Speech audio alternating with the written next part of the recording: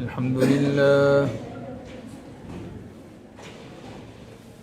لله نحمده ونستعينه ونستغفره ونؤمن به ونتوكل عليه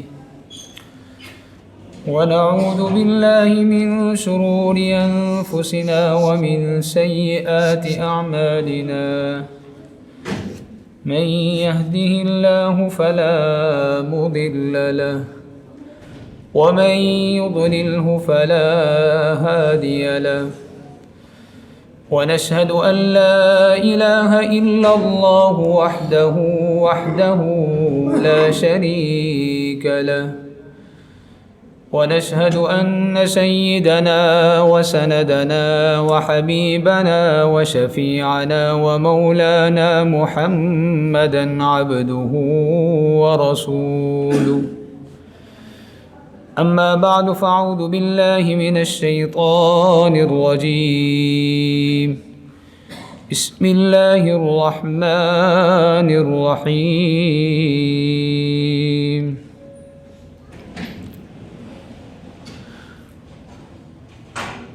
لعنه الله ولأضلنهم ولأمنينهم ولآمرنهم فليبتكن آذان الأنعام ولآمرنهم فليغيرن خلق الله ومن يتخذ الشيطان وليا من دون الله وقال النبي صلى الله عليه وسلم الفطرة خمس الختان الاستحداد وقص الشوارب والقريم الأظفار ونطف الأبط آمنت بالله صدق الله العظيم وصدق رسوله النبي الكريم ونحن على ذلك من الشاهدين والشاكرين والحمد لله رب العالمين اللهم صل على سيدنا ومولانا محمد وعلى آل سيدنا ومولانا محمد وبارك وسلم. میرے واجب الاحترام بزرگوں اور بھائیوں،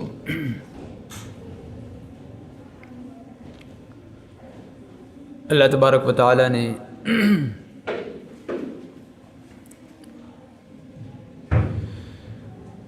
انسان کو اس دنیا کے اندر خوبصورت اور ایک مرتب زندگی گزارنے کے لیے انبیاء علیہم الصلوات والتسلیمات کا ایک بہترین سلسلہ جاری فرمایا.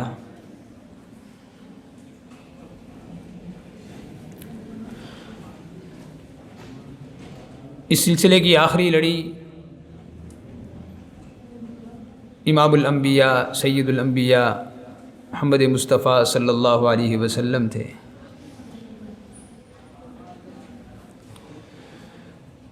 اور حضور پاک صلی اللہ علیہ وسلم کو قیامت تک کے لیے اور ساری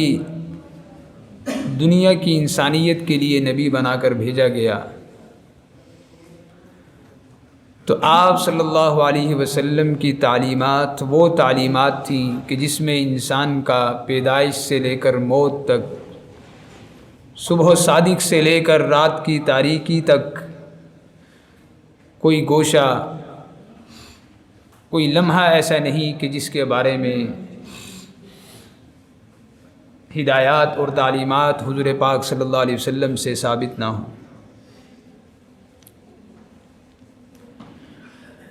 بلکہ ایک کافر نے حضرت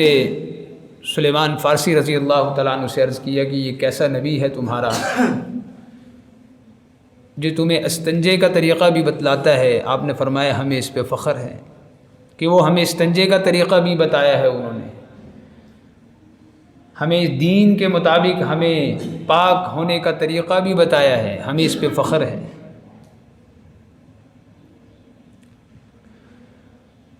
تو اسی طرح انسان کے وقت کے اعتبار سے، صبح و شام کے اعتبار سے، اعمال کے اعتبار سے، اس کے جسم کے اعتبار سے کوئی حصہ ایسا نہیں ہے جس کے بارے میں حضور پاک صلی اللہ علیہ وسلم سے تعلیمات ثابت نہیں ہیں۔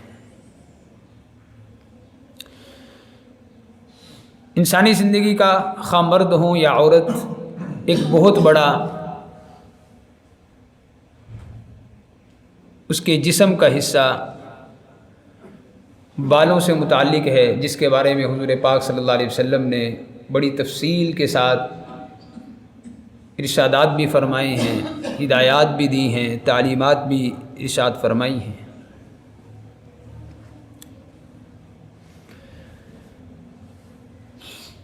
جیسا کہ قرآن پاک کے اندر ایک آیت میں اللہ تعالیٰ نے حضور پاک صلی اللہ علیہ وسلم کی ساری تعلیمات کو بند کر دیا۔ خذوا ما آتاکم الرسول فخذوه وما نہاکم عنہ فانتہوا وما آتاکم الرسول فخذوه وما نہاکم عنہ فانتہوا، جو تمہارے نبی صلی اللہ علیہ وسلم تعلیمات لائے ہیں ان تعلیمات کو مضبوطی سے تھام لو، پکڑ لو، ان پہ عمل کر لو۔ وما نہاکم عنہ فانتہوا، اور جن چیزوں سے انہوں نے روکا ہے ان سے رک جاؤ۔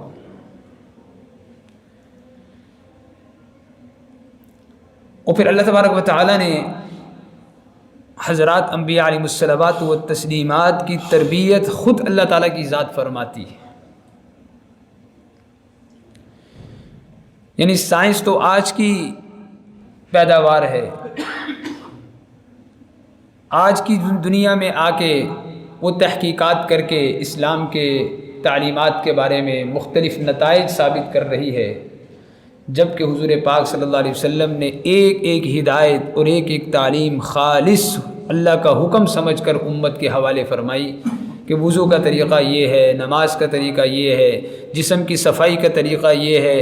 اور جسم کے بالوں کے احکامات یہ ہیں، عورتوں کے اعتبار سے یہ ہیں، مردوں کے اعتبار سے یہ ہیں۔ سائنس تو آج تحقیق کر رہی ہے کہ فلاں چیز کی فلاں صفائی کے اعتبار سے کیا فوائد ہیں، لیکن حضور پاک صلی اللہ علیہ وسلم نے دین کا جز بنا کر 1400 سال پہلے امت کو عطا فرما دیا ہے،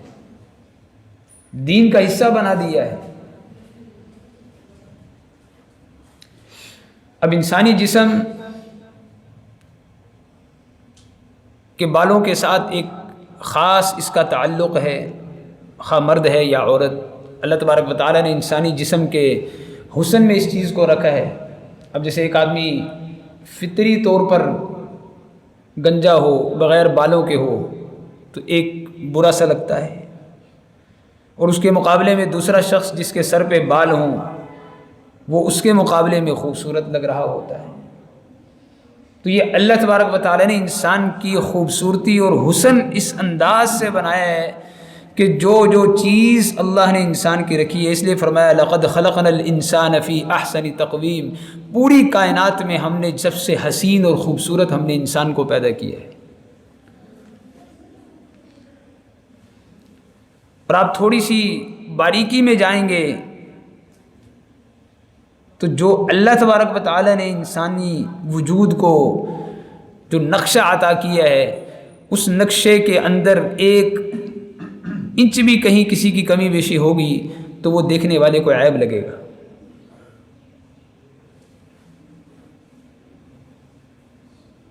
اب آنکھوں کے اوپر کے بال ہیں،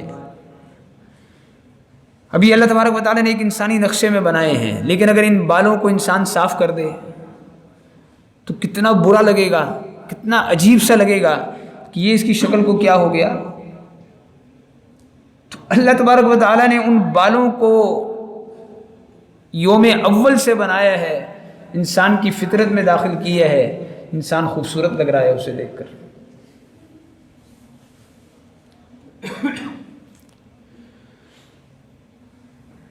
تو سر کے بارے میں حضور پاک صلی اللہ علیہ وسلم کے بارے میں یہ آتا ہے کہ آپ صلی اللہ علیہ وسلم نے 3 قسم کے بال رکھے تھے۔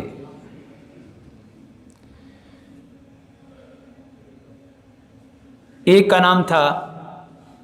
وفرا، اور دوسرے نمبر پہ جو بال تھے اس کا نام تھا لما، اور تیسرے نمبر کے جو بال تھے ان کا نام تھا جمہ میم ہا، یعنی آپ صلی اللہ علیہ وسلم نے بال کانوں کی لو تک بھی رکھے، کانوں اور کندھوں کے درمیان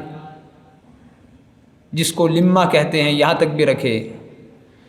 اور جمہ کہتے ہیں کہ جو کندھوں تک بال آ جاتے ہیں۔ یہ آپ صلی اللہ علیہ وسلم نے 3 قسم کے بال 3 انداز سے اپنی زندگی میں آپ نے بال رکھے تھے۔ یاد رکھیے کہ حضور پاک صلی اللہ علیہ وسلم کی جو سنتیں ہیں وہ 2 قسم کی ہیں، ایک سنت عبادت ہوتی ہے، ایک سنت عادت ہوتی ہے۔ سنت عبادت وہ ہوگی کہ جو حضور پاک صلی اللہ علیہ وسلم نے کی بھی ہے اور حکم بھی دیا ہے کہ ایسے کرو، وہ عبادت بن جائے، وہ سنت عبادت بھی ہے۔ اور دوسری سنت عادت ہے جو آپ صلی اللہ علیہ وسلم نے فطرتاً اختیار کی ہے، لیکن آپ کو دیکھتے ہوئے صحابہ نے بھی اگر اختیار کی ہے، لیکن آپ نے اس کا کوئی خاص حکم نہیں فرمایا کہ اس طرح کرو، گویا کہ اس کے اندر گنجائش رکھی ہے، اختیار رکھا ہے کہ جسے گنجائش ہو تو میری طرح اس سنت کو اختیار کر لے، اگر کسی کو گنجائش نہ ہو تو وہ چھوڑ بھی سکتا ہے۔ جیسے بال کے بارے میں آپ نے فرمایا کہ ایک صحابی نے بال رکھے تھے تو بہت پراگندہ تھے، صفائی نہیں تھی، آپ نے فرمایا کہ اگر بال رکھنے ہیں تو ان کا پورا خیال بھی رکھو، ان کی حفاظت بھی کرو، تیل لگاؤ، کنگھی کرو، خوبصورت انداز سے ان کو سنوار کے رکھو۔ اور پھر آپ صلی اللہ علیہ وسلم نے ان 3 کے علاوہ، یعنی عام جیسے سر کے بال ہوتے ہیں کہ چھوٹے بال ہیں، نہ مونڈے ہوئے ہیں، نہ سر گنجا کیا ہے، نہ بال بڑے ہیں یعنی نہ پٹے تک ہیں اور نہ بالکل ختم ہیں، ایک درمیانی حالت جیسے عام ہر ایک کے بال ہوتے ہیں۔ تو سر کے بالوں میں حضور پاک صلی اللہ علیہ وسلم کی تعلیمات ہے کیا؟ ایک تو آپ نے فرمایا، حدیث پاک کا مفہوم ہے، نہا رسول اللہ صلی اللہ علیہ وسلم عن القزع، آپ نے قزع کرنے سے منع فرمایا ہے کہ بال قزع کسے کہتے ہیں کہ کچھ بال کٹوا لینا، کچھ رکھ لینا۔ جیسے آج ہمارا عام ماحول بن گیا،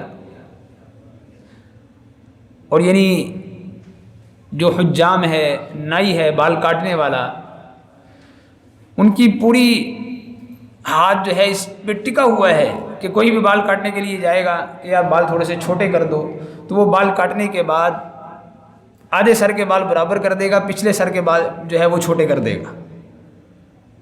آپ نے فرمایا یا تو سارے کے سارے چھوڑ دو یا سارے کے سارے کاٹ دو، یہ آدھے کاٹنا اور آدھے رکھنا اس سے آپ نے منع فرمایا۔ اور پھر اگلی بات بھی یاد رکھیے کہ جب کسی چیز کے اندر کافروں کے ساتھ مشابہت آ جائے، وہاں اسلام نے بڑی سختی سے تاکید کی ہے کہ مشرکین کی، کفار کی مکمل مخالفت کرو، ان کی مشابہت سے بچو، ان کی مشابہت سے پیچھے رہو۔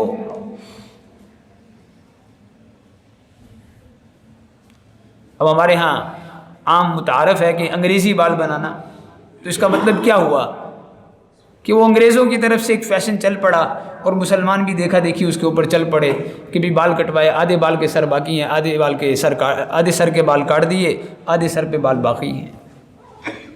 اب اسے کسی نے کولا کٹنگ کا نام دے دیا، کسی نے فوجی کٹنگ کا نام دے دیا، اور کسی نے کیا نام دے دیے۔ لیکن اس میں واضح ارشاد نبوی صلی اللہ علیہ وسلم یہ ہے کہ بال، سر کے بال پورے کے پورے کاٹ دو، برابر مشین چلا دو یا برابر کینچی سے کٹوا لو،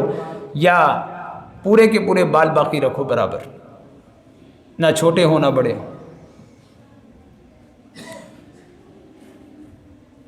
اور اگر کوئی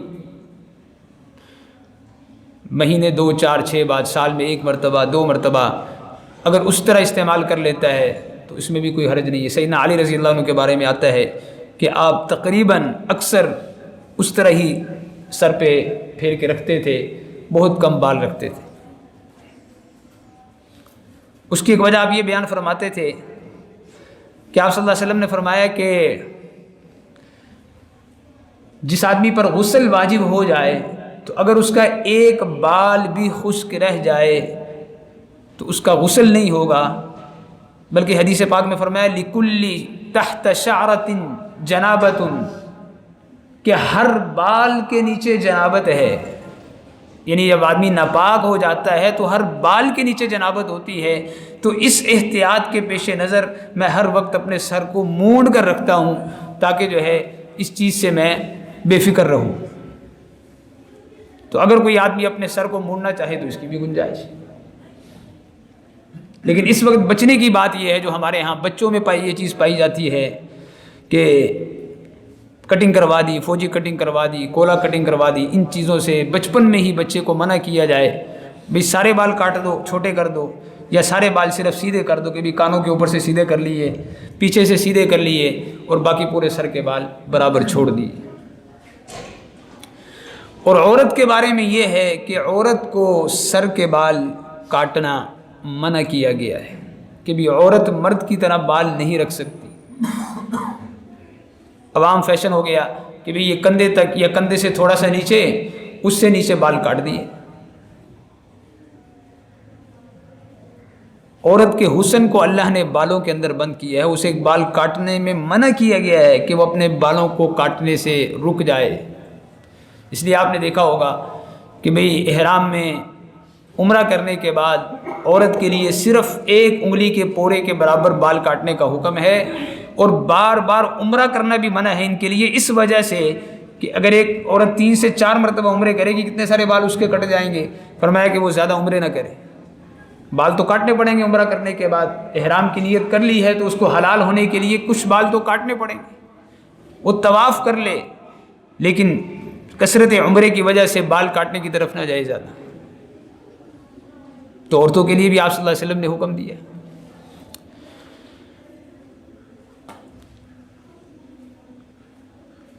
اور پھر اسی طریقے سے سر کے بالوں سے متعلق ایک دوسری اہم چیز جو آج کل ہمارے معاشرے میں عموماً پائی جا رہی ہے کہ بھی سر کو گدوا کر بال لگوانا، یعنی ایک آدمی ہے وہ فطرتی طور پر اس کا سر کا آدھا حصہ یا زیادہ حصہ گنجا ہو گیا، اس کے بال آ ہی نہیں رہے، اب وہ بال لگوا رہا ہے۔ اس میں 2 چیزیں ہیں، ایک تو یہ ہے کہ وہ اپنے بال اتروا کے ان کی پیوند کاری کروا کے اپنے سر پہ لگواتا ہے تو اس کی گنجائش ہے، لیکن کسی دوسرے کے بال اگر اپنے سر پہ لگائے گا تو یہ بال لگوانا حرام ہے۔ کیوں؟ انسان کو اللہ تبارک و تعالی نے مکرم، معزز، اشرف اور محترم بنایا ہے۔ اس کی بال کی بھی خرید و فروخت اللہ تبارک و تعالیٰ کو پسند نہیں ہے کہ میرے انسان کی قیمت ایسی نہیں ہے کہ اس کے بالوں کی بھی قیمت لگائی جائے۔ بالوں کو دفنا دو لیکن بیچنے کی اجازت نہیں ہے،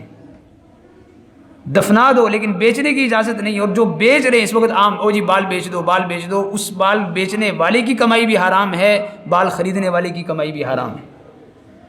کیونکہ وہ انسانی عضو کو خرید رہا ہے، اور انسان کے کسی عضو کو خریدنا اور بیچنا اس کے احترام کی وجہ سے شریعت نے حرام قرار دیا ہے کہ جائز نہیں۔ اب اسے دوسری طرف اگر چلے جاتے ہیں کہ بھئی خون کا عطیہ دیا جاتا ہے، خون کے معاملے میں بھی آپ نے اگر خون دینا ہے تو آپ کسی انسان کی جان بچانے کی نیت سے خون دے سکتے ہیں، بیچ نہیں سکتے۔ جو شریعت نے حکم یہاں دیا ہے خون میں بھی وہی حکم ہے کہ ایک آدمی کہ جی میں خون دینے جاتا ہوں لہٰذا مجھے کوئی 50,000 روپے دے دیں تو میں ان کو خون دے دوں گا، یہ 50,000 اس کے لیے حرام ہوگا، کیونکہ خون تو اس کا اپنا ہے ہی نہیں، خون اس نے بنایا ہے، خون کس نے دیا ہے؟ یہ جسم انسان کے پاس اللہ کی امانت ہے۔ دوسرے تناظر میں سے یوں لے لیں کہ یہ جسم میرے پاس اللہ کی امانت ہے، میں اس کا مالک ہی نہیں ہوں، میں کیسے بیچ سکتا ہوں؟ اپنے بال اتار کے اپنا خون نکال کے میں کیسے بیچ سکتا ہوں؟ جیسے کسی کی امانت میرے پاس ہو تو ساری دنیا کہتی ہے کہ جناب یہ امانت ہے، آپ نہیں بیچ سکتے، آپ کی تو ہے ہی نہیں۔ تو ایسے یہ جسم تو ہے ہی میرا امانت، اس کی میں کوئی بھی چیز کیسے بیچ سکتا ہوں؟ اس کی شریعت میں قطعاً اجازت نہیں ہے۔ اب وہ بال بک رہے ہیں، بال خریدے جا رہے ہیں، اس کا حکم یہ ہے کہ بھی مستورات جیسے ایک سرکنگی کرتی ہیں، بہت سارے بال جمع ہو جاتے ہیں، کسی مرد کے بال بہت سارے گرتے ہیں، اس کے بال کنگھیوں میں جمع ہو جاتے ہیں، اس کا شرعی حکم یہ ہے کہ ان بالوں کو ایک شاپر میں جمع کر کے رکھے، جمع کرتا رہے، جب وہ زیادہ ہو جائیں